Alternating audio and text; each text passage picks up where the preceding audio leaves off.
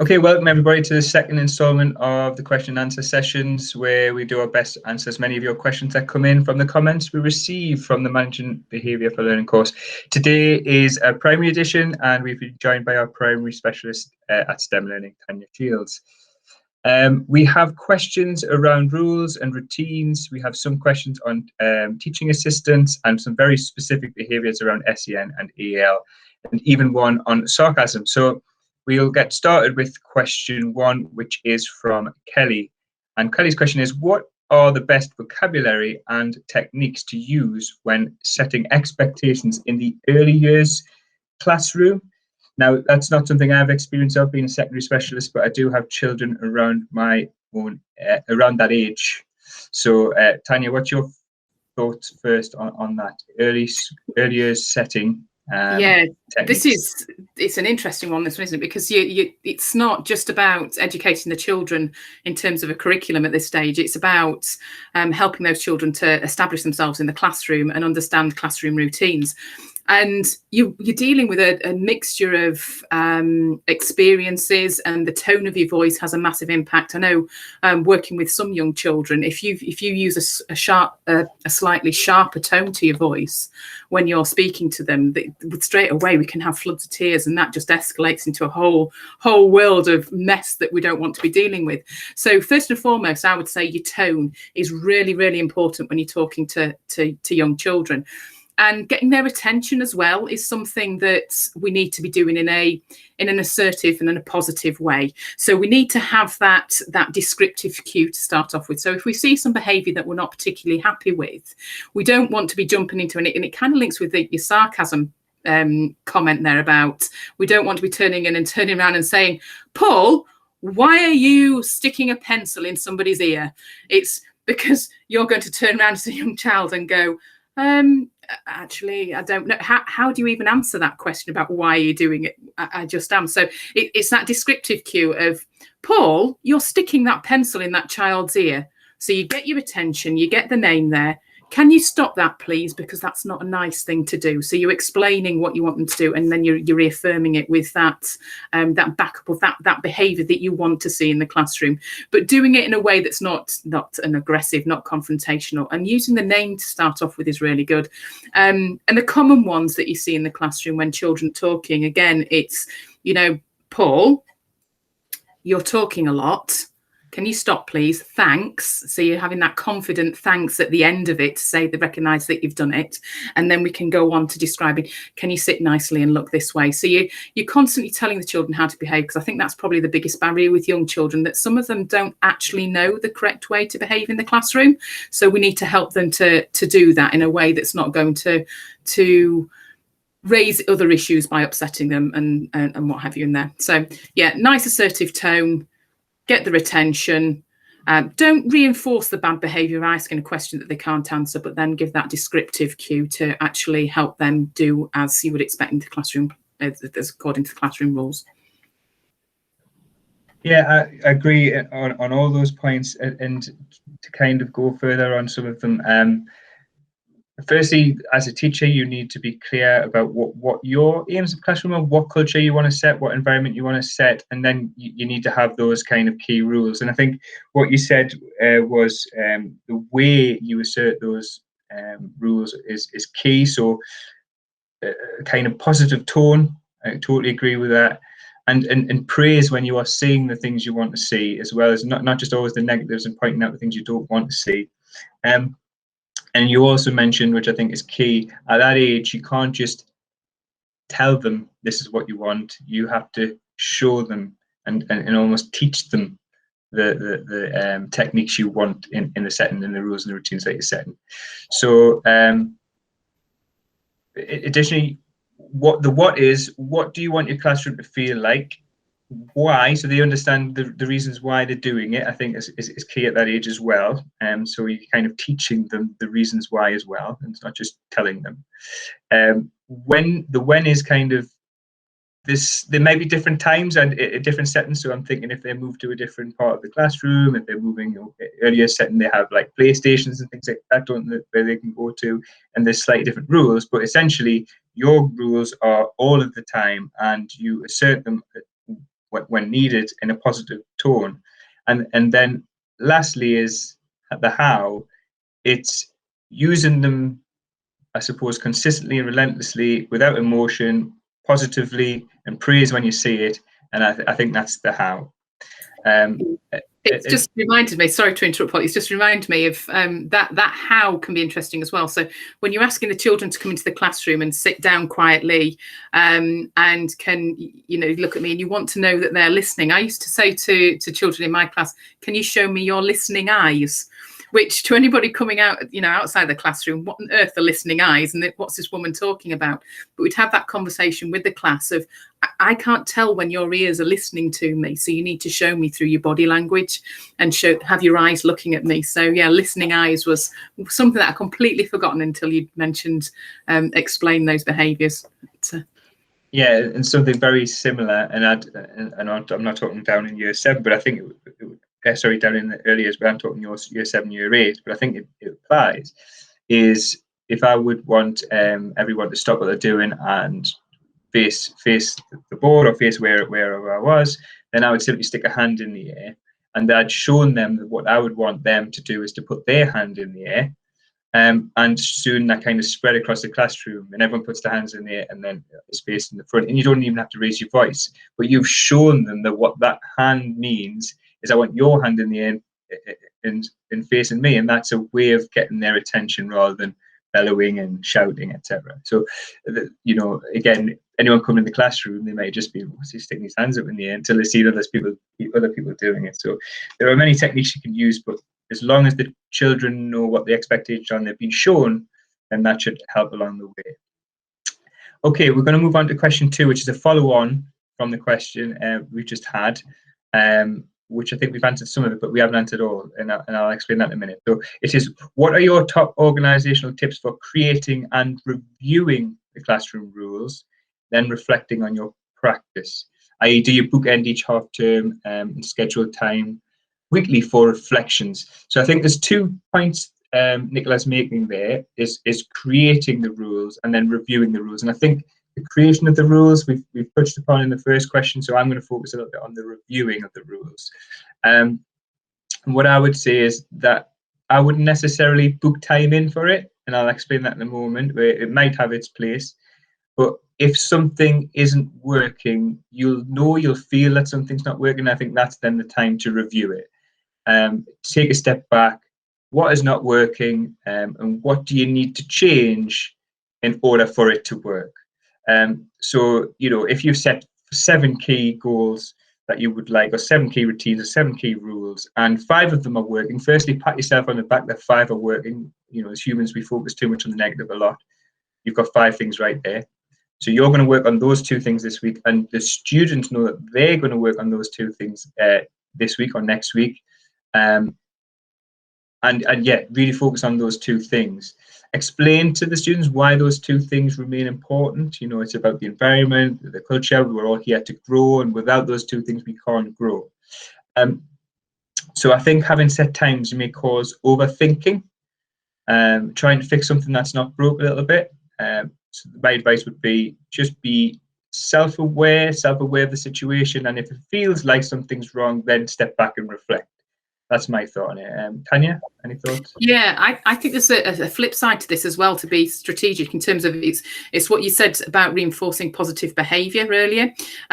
So once we've got a set of rules, and I'm thinking particularly, I had a class that was rather noisy, and that was one of our main focuses of making sure that we could get the classroom noise down to a working level that wasn't destructive. And when you suddenly notice that some of these behaviour rules that you've put into place are actually working and they're embedded in the practice, then maybe that might be a time to say to the class, should we have a look at our rules? Are they working? Do we still need these rules in place? But also use it as a strategy to reward the children and to acknowledge, do you know what? You're brilliant at this. We've got this classroom in place, and your behaviour is great. So do we need to take it off the list? Do we need to keep it on the list? And give the children a sense of ownership as well, but using it as a well done, everybody, pat on the back, we've worked well together and we're actually implementing this. So using it as some positive reinforcement as well, I think is a good technique. Yeah, absolutely. That 5 and 7 bit that I said. So not just telling the students that we're working on these 2 things, but saying, look how well you've done with these 5 key rules, and reinforcing how well you've done. So that's a key point I made there, Tanya. Right, okay, moving on to the next question, and a group of questions that are around teaching assistants. So they're very similar in what they're trying to get from us, but we'll start with a question from Kirsty, and it says, how do you get teenagers to lower the volume when you are left alone with them by the teacher? Pupils are fine, but there are a few who instantly start being loud and silly the moment the teacher leaves the room. And I'm sure we've all, you've seen this, Tanya, and I've seen this occur. I think it transcends key stages. It happens right through primary, right through secondary, and in fact, my discussion with John Bailey earlier in the week, it was happening with someone in an A-level class. So it does transcend the key stages. So my thoughts before I come to you, Tanya, is it's usually a child who's assuming that as the teacher, the teacher's not in front of me, and therefore I can now act out, and nothing will be done. Essentially, there will be no consequence to this because the teacher's not there. And that's generally, not always, but that's generally the reason that's occurring. And what I mean by consequence is not telling them and shouting at them to say, stop talking, you weren't doing this when the teacher was there, which is giving them an audience, which is probably after. But it's about that follow-up, and I'll delve into the follow-up a little bit in a moment. But Tanya, what's your initial thoughts?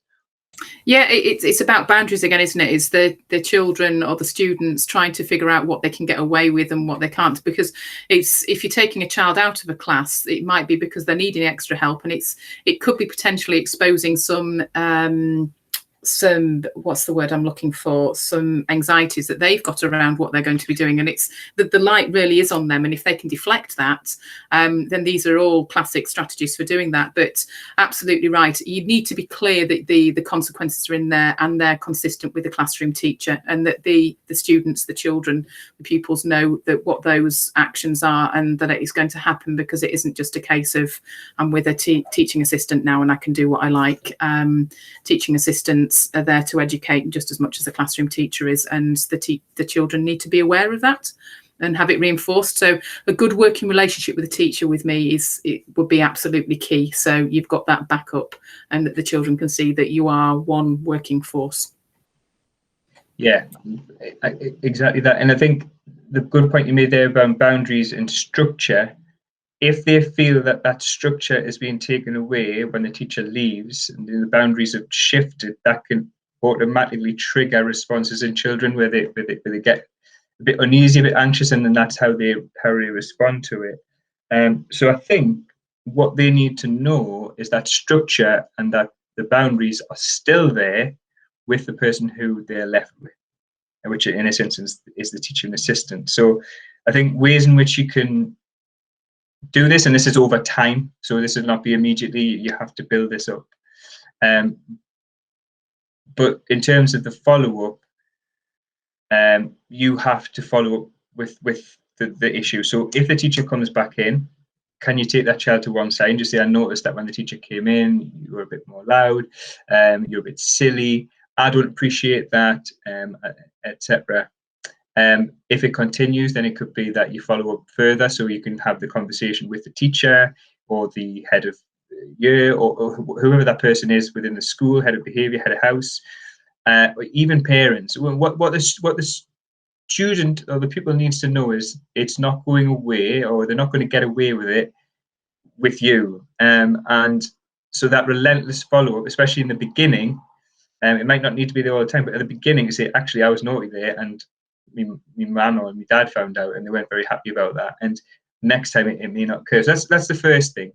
And I think the second thing, I think we've discussed this before, Tanya, is relationships are huge in teaching. And I would make it your mission to identify the students that this is occurring to, and make it your mission to know more about them, what makes them tick, build that relationship with them generally. And you can put strategies in place, around it. When you know the teacher's going to leave, go over, start to have a conversation with them about, what makes them tick, etc., and get them on side so that they don't get the opportunity for that to arise. They're already kind of taken aback by it. That's a bit of a balancing act, isn't it? Because we're so focused on getting coverage and getting through the curriculum and teaching the stuff that we need to teach, that actually sometimes we need to take a step back and say, well, if I take some time and invest that in the pupil and that relationship, then I've got that relationship with them to enhance the learning, rather than slogging on with trying to do the lessons that I'm doing and try and build that relationship. Sometimes I think we probably need to stop, come off task a little bit, and focus on getting that behaviour, that relationship right, and then hopefully for the rest of the lessons we can pick up where we've that short amount of time that we've missed there. So yeah, really key there, relationships. Yeah, absolutely. And just to finalise this point before moving on to the next question, when I say follow-up, I don't want us to be thinking always about the negative follow-up, also the positive follow-up. So the next time they weren't poorly behaved, follow that up. Tell the teacher they were brilliant today. Tell the head of year or whatever it was that they've actually improved, and see the praise that they get from that. That'll support that as well. Okay, the next two questions are also looking at teaching assistants, but this is more about when they're actually covering classes. There's a third question there that I might bring into the conversation depending on where we go with it. So the first one is says I work as a TA and go from class to class with younger children, 6 to 7 year old. I'd like to know, when I'm covering a class, what is the best techniques you have to get children to quieten down when the noise starts rising? Because the teacher has a set of rules and ways, and sometimes they just have to look for there to be quiet, but they aren't as quiet when I'm there. And the second question is very much related to this. As a HLTA, how can you have these rules and behaviour management in place when it's just a short cover? So I think they're both aligned to the fact that the students know how to behave and they know the rules and routines from one teacher. And when someone's covering that, how do the teaching assistants continue with the high expectations? So what's your thoughts? Yeah, we seem to, I don't want to sound like a broken record, but again, it's back to those relationships and that consistency, isn't it? So ideally, what you'd hope in a school setting is that a school has a standard set of rules, so that when you're going from one class to another, that actually you're all familiar with what those rules are. And it is, whether it's a small group setting or a large group that you work, a whole class that you're working with, it's having that relationship with the class teacher, as we've just said in the previous question, and reinforcing that. Yeah, the teacher stare, it's a mythical thing, isn't it, that some people have got this teacher stare and can sort that out, but that comes down to relationships. I know when I was in school, the governors used to say to me, well, you know, Miss Shields, you don't have behaviour problems in my class, and the perception was that I was a bit soft, but actually the reality was the children knew where those boundaries were. And yes, I could afford to be a little bit more relaxed with them, but they knew if they crossed that line, then they knew what the consequences were. So my teacher stare across the school hall to get them to be quiet was really quite effective. As a teaching assistant, when they're not, you don't have that time with the children, so you have to work with the class teacher. And I think probably partnering up with your class teacher and asking about that, and rewarding again the children that do come into the class quietly. So when you walk into the room, much like we said for the early years question, looking at getting that attention cue. So maybe you walk into the classroom and you say, James, thank you ever so much. I can see that you're ready to start learning today. You're sat in, and getting that, and that raising awareness of good behaviour and reinforcing that as well. And you'll start to see other children come on board as well. But it is something that's going to take time. And I think you need to stick to that consistent approach with the school or the class rules, and work with the classroom teacher about that as well, to make sure that you've got that in place. Yeah, absolutely. On the first point, there's the school hopefully has those kind of high expectations from everyone. And that's the first place. If there's the same basic rules and basic expectations that students should be working to, then that's the go-to. But you as a teaching assistant, and again, I've come across some absolutely amazing teaching assistants at doing this. They have to have their own high expectations, and you know what they want when they're delivering, and they don't let them slip.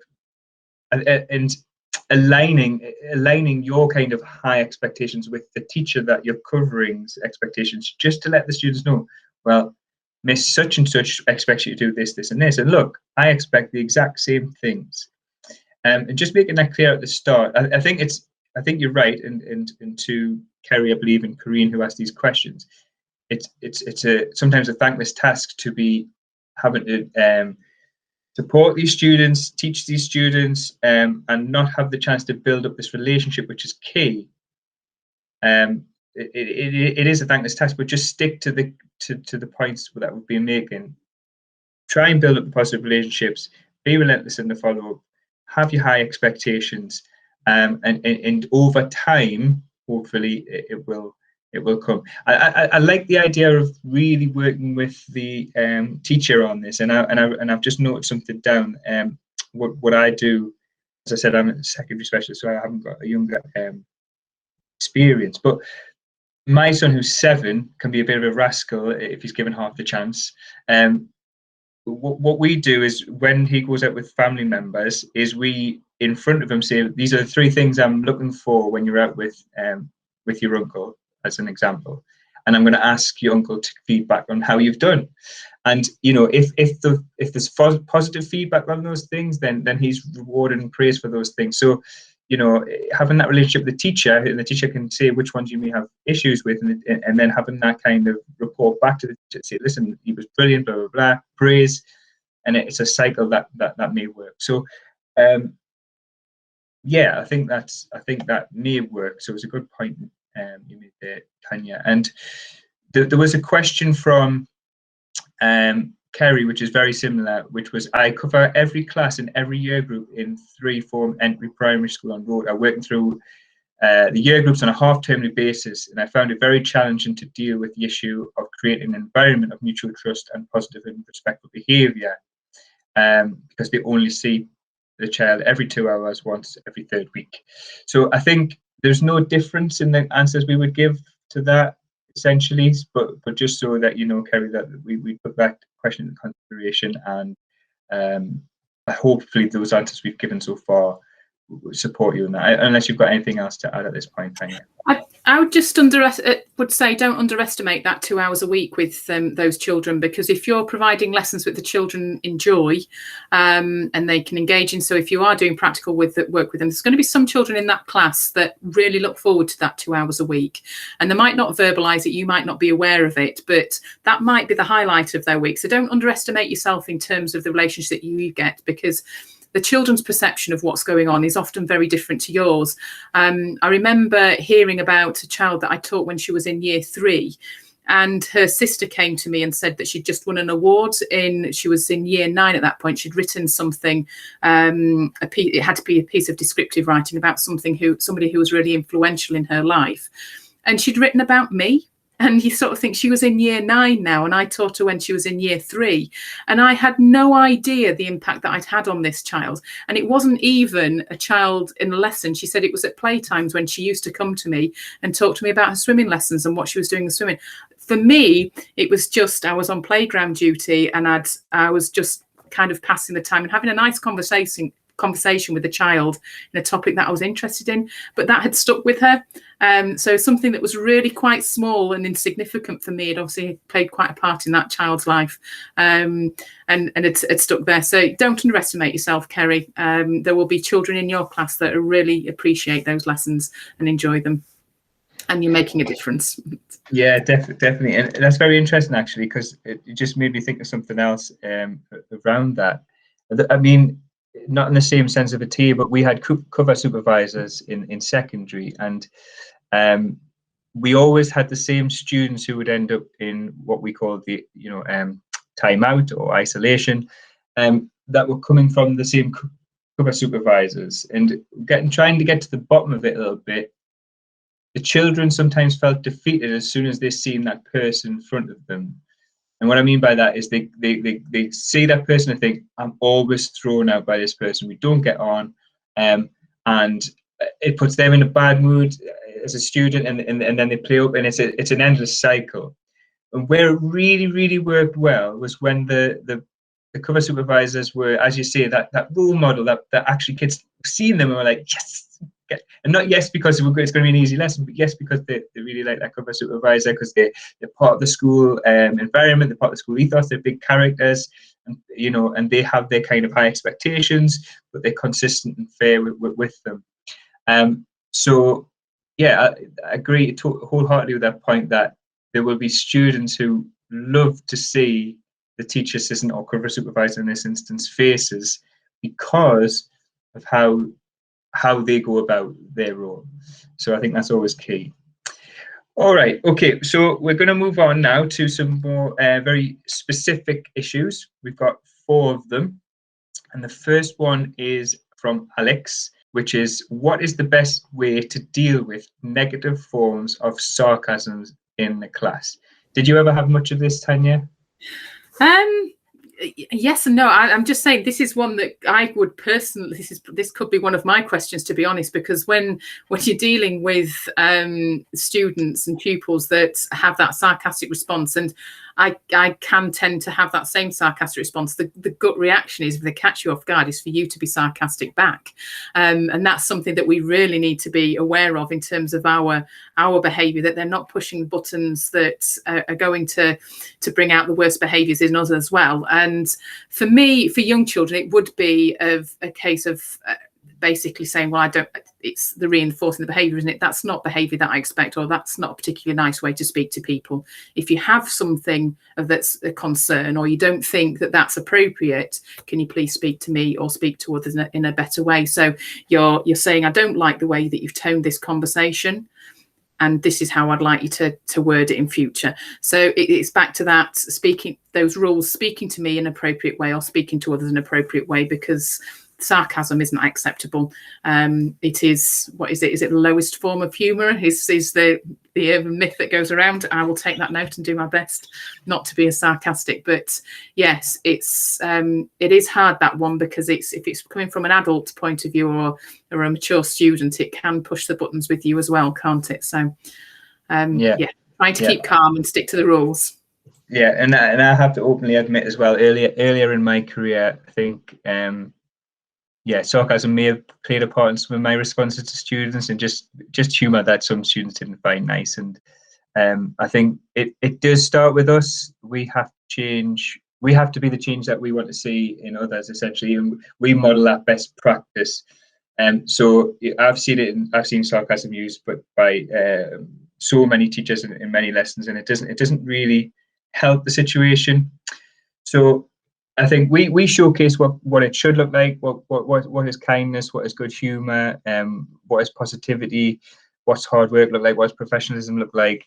We model those things, and therefore there is someone as a focus point for the students to understand that's the way it should be. That's the way good humour is. That's the way we speak to people. As you said, I think sometimes it might depend on the severity and the frequency as well. So tactically ignoring it in the first instance is a key thing, just as if it didn't happen. I think that's a key point. But if it does become an issue, it's consistent, it's impacting on other students, or it's impacting on yourself, then we can do a little bit of work around it. I think I totally agree. We basically set the expectation. We say that this is a rule about being kind, and we put sarcasm on the list of things that aren't kind, because it often we use it essentially to make others look silly. Is what sarcasm can be used for. So it's an unkind behaviour that we basically say is unacceptable, and sometimes it might just be that it's a learned behaviour. The student doesn't really know what's wrong with it. So there's a little bit of work that may be done there. It might just simply be a 5-minute chat explaining them to that sarcasm is this, and this can cause this, and that's why we don't allow it. So hopefully that would be enough interventions. But again, I go back to the points raised before. If it does consistently occur, and those interventions I've just spoken to aren't working, then there is again a point which we need to escalate, and therefore have conversations with relevant people, heads of year, heads of behaviour, heads of house, or whatever it is, and then potentially parents. It's a very niche question, but I think we've maybe answered it fairly well. Tanya, anything to add? Nope. Lovely. Nope. Okay. With my microphone on this time. Brilliant. Okay, so the next one is from Rubina, who has a question around English as an additional language, who wants to know how do you manage behaviour, routines, and rules for children coming into a school with no or limited English language. And it's not something I've dealt with personally. From my background, I did a bit of digging, and I spoke to my wife who works in a school with over 50% EL students in it. So I've got a few things I can mention. I don't know if you've got anything first, Tanya, on that. Yeah, I'm just thinking of the EAL children that I had when I was teaching in primary school. I had a particular little boy who didn't really speak any English at all, was from Russia. He came across, and you kind of go back to maybe speaking to your EYFS teachers, because when you have young children coming into the classroom, they don't always have the ability to read things and to be able to understand things. So you start to do things graphically. So what you'll notice in a lot of early years classrooms and primary classrooms is on the trays. If you've got a tray of scissors, you'll have the word scissors, but you'll also have a picture of a set of scissors next to it, so you understand that. And I would say the same with your behaviour rules. So if you've got a rule about shouting, then maybe we might have a little clip art picture of somebody who looks like they're shouting or getting cross, to try and help that. But pairing children with other children works really well. And looking back on how was in the class, actually the children were the best at helping him to understand how to behave, because they found different ways of speaking to him and showing how to, and gesticulating as well. It's amazing, no matter what language we speak, how the tone of the conversation can be understood, even if you don't understand the words. So one for me would be to get the graphics in there in terms of any classroom rules that you have displayed in the classroom. If you see behaviour that you don't think is appropriate or doesn't match the classroom rules, then we go back to that on the wall and we say we say by the same name, and we can point to the classroom rule that's got the graphic next to it to say that we need to be quieter. So we've got lots of international sign language going on here with me when I'm talking about sound and so on, but also pairing a child up with as well to make sure that he's got the children have got a group of peers to work with as well, and for them to help support that transition as they develop the language. In my experience, it's remarkable how quickly children develop their language skills. That's obviously not to say they become fluent really quickly, but yeah, in my experience, children developing their language skills happens a lot quicker than it maybe does in later years.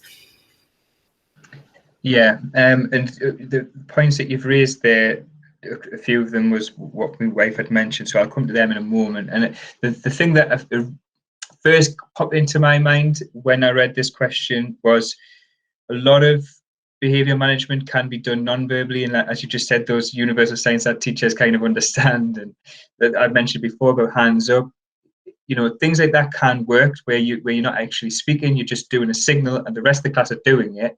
That child soon then figures out that that's what they need to be doing. So they'll pick up on routines and they'll pick up on things like that through non-verbal communications. That was the first thing that popped in my mind. And then when I had the discussion with my wife, who, as I said, works in a school where they have a high proportion of Eastern European community, especially, what that school does is when the child arrives at the school, be it in year 7 or there's a primary school within the academy as well, but wherever they come into the school, they put into a nurture group to start with, which helps them with the building up of the basic with language. But also what they do is they, as you said, Tanya, they pair them up. They pair them up within the nurture group so that can support them. But what they'd also do is give them a mentor.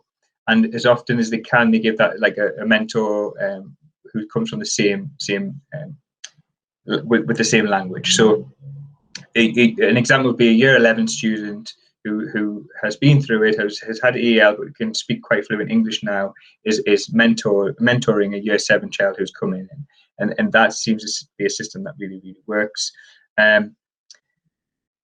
The other thing that they do is they have pastoral, and I couldn't believe this when she told me, but they have a pastoral member of staff who can speak each of the key languages in that school.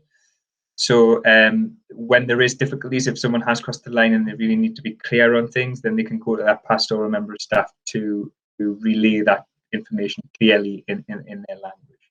So that's something that if have the capacity to do that, I think that's a fantastic resource to call upon. And lastly, right, as you said, graphical information is key. So the school have all the posters that they have around rules has that graphical element. So uniform, there is a picture of the uniform, exactly how it should look. The times of the day, there is the clock with the actual time of things happening. So just 2 examples of there. So yeah, that's all the things that I have on EAL. So on to the final question, which is from Kirsty around a male SEN student who is being rather unkind to his female peers. And this is what Kirsty has to say. We have a pupil with special needs who is very unpleasant to girls. He will deliberately stand on their charger cables, block them from going up and down stairs, push past them in an aggressive manner. I and other PSAs are not entirely sure how to address this behaviour, which is just to girls and not to boys. And Kirsty also feels that the teachers don't seem to mention it because it seems to happen outside of classes during break and around the corridors. So any ideas would be gratefully received.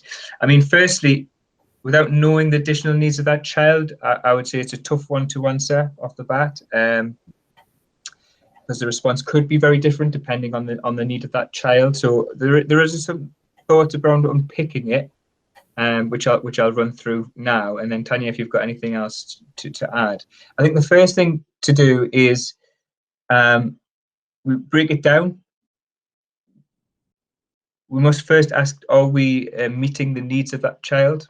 You know, are we missing something so that that child, when he's outside of a structured lesson, then feels that that's what he needs to do? It's a habit that he's in. That's my first thing. Is there things we can do to support the child in transition between lessons to support that need? So, you know, be it they're allowed to leave 2 minutes early, they get to their lesson and they start the next lesson straight away. They're escorted potentially with a male member of staff or female member of staff, depending on where we're at. So that's the first thing. The second point, I think, pulling from your question is he choosing who he's doing this to? As in, is it the same group of girls? Is it the same girls? Is it young girls? What is it? And that's just something I would want to get to the bottom of.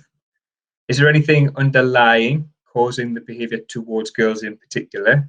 And, you know, is there a concern that needs to be raised as a safeguarding concern around that? Because if it is particularly girls, particularly maybe younger girls, then there is potentially a concern. So we just need to keep that in our thoughts. And perhaps he just needs some intervention around respect and equality from senior leaders or even qualified outside agencies, I would say. And if I may, at this point, I had something very similar. The boy wasn't SEN or anything, but he did seem to have kind of a negative outlook on girls. So as an example, he used to respond to the girls in his class by saying, "You're never going to mount anything, you're going to be in the kitchen," and tell them to shut up and get back playing, and things like that. That's the sort of language you would use within the classroom. And so what I did over a 6-month period is kind of just sit with him and talk him through those points, those issues, why he's saying those things, trying to get to the bottom of it and trying to put my point of view around equality, etc. And I don't want to go too much into that. And I like to think that I made he did make some improvements on those things. So sometimes it's just educating their mind. But again, without knowing the needs of this child, we don't know if that's a possible thing. I do have a few other things, but Tanya, do you want to jump in on any of those points? No, I completely agree. I read that, and straight away, rather than thinking of the behaviour aspect of this, behaviour management in the classroom, it was more to do with the needs of this child and the underlying concerns. Yeah, if we're saying that actually there isn't anything underlying, then maybe we go back to the answers that we've given earlier in this video about working with a classroom teacher and talking about consequences and that behaviour is not acceptable. But there does seem to be something quite specific here that I think probably you're absolutely right needs to addressing. Maybe talking to your SEND coordinator and seeing what's going on there to see if we can get to the bottom of it and educating this child that this isn't acceptable. We shouldn't be singling out certain members of our peer groups based on their gender. So yeah, interesting one, that I think needs unpicking a little bit more. Yeah, I do think it does need unpicking. So a few techniques we've discussed that you may want to try there. The final point on that, I think what I would like to say is he's either struggles with the unstructured time, so not being in the classroom, he struggles with that situation, and therefore there's a need we need to fill, and I've talked about how we do that. Or he is choosing to do it outside the classroom because he still has a fear of the consequences of doing it in front of a teacher. Now, if that is the case, that's a different way of solving it. But the good thing is, if he does have a fear of the consequences of doing it in front of a teacher, there's work we could do with him on exactly the things Tanya's just said around high expectations, explain to him why we don't do that, and that there will be follow-up if he continues to do that, because then he will step back. He will know that people are watching him around that issue. So all the things I mentioned before, raise it with relevant people if you feel it's needed. So head of years, head of behaviours, etc. Parents if need be, and see if there's any improvements. If there's no improvements, then we need to unpick why and go through those processes. That would be the route that I would take on that. Okay, so this is the end of today's session. I hope you've enjoyed it. I hope that you've got some techniques to take and use.